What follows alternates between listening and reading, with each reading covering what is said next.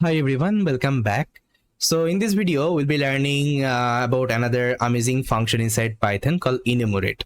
See, Enumerate function will help you a lot actually whenever you are working with the indexes.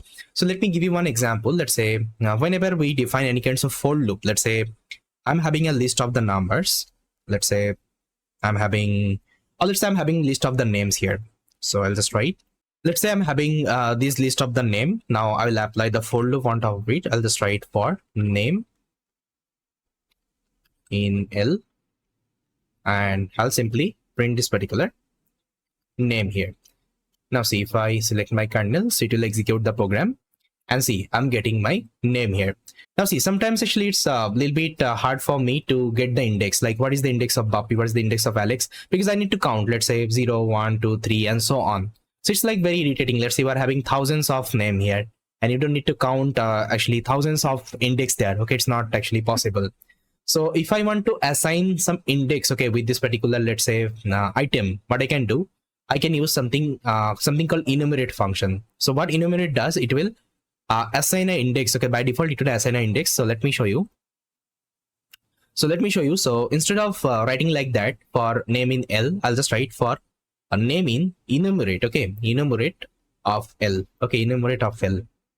So you have to pass this particular list inside this particular enumerate function. Okay, inside this particular enumerate function. Now see what will happen. Now if I print this particular statement, now see, it will return a tuple. Okay, it will return a tuple. Inside this particular tuple, in the first value you'll see it's a index, and the second value it's your actual item from a list. Okay, that's the idea. Now if you want to unpack it, you can easily do it. So the first value I want to unpack, and I want to keep it in a, let's say, index variable. Okay, I want to keep inside an index variable, and the second value I want to keep inside a name variable. Now I can simply print the index as well as the name. Now if I execute, it's working fine. Now easily I can see, okay, Bappy is the first index, Alex is the let's say second index. Okay, that's how actually I can see all the index number. I hope it is clear.